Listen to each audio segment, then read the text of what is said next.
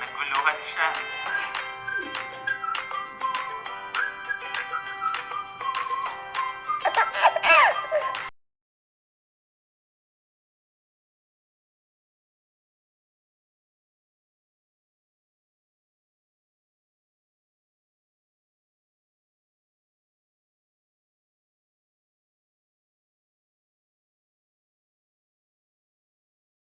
Niya ay avocado.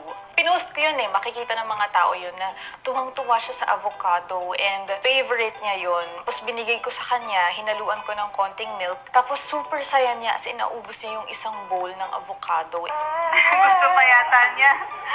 Naubos ng baby!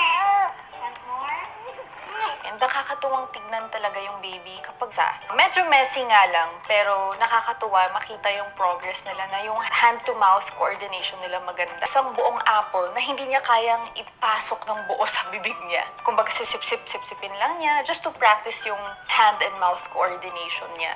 And syempre mag-chew-chew siya ng konti. Nag-start kami ng baby-led weaning nung napansin namin na kaya na niya. So I am not saying that baby-led weaning is for everyone, is for all babies or for all children. But for us, it worked. May guidance pa rin ng mga nag-aalaga sa kanya. Malaki yung nagawa sa kanya ng baby-led weaning.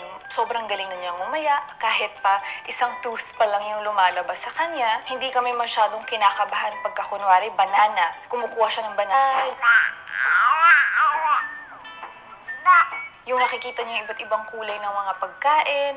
Tapos pag gusto talaga niya yung food, nangaagaw pa yan ng kutsara. Or minsan talagang kukunin na niya yung plate. Tapos kakainin niya lahat. Or yung soup, parang ibubuhos na niya kung pwede sa mukha niya. Parang ganon. Bittersweet kasi masaya ako na nakikita ko yung progress niya na talagang lumalaki na siya, kumakain na siya, kasabay namin siya kumain. But at the same time, parang sobrang bilis. Sobrang bilis pala talaga. Totoo yung sinasabi ng mga magulang na iba na kakilala ko na mabilis lang yan, so i-enjoy mo. So ako na-enjoy ko yung experience of, giving the avocado, yung una niyang food sa kanya, yung avocado na ubos. Fruits, vegetables na from scratch talaga, yung fresh fruits and vegetables. Bago siya mag-start kumain ng cereal and other ready-made, proud of her. Ginagawa namin sa broccoli, naka-steam lang siya, so kinakain lang niya ng buo.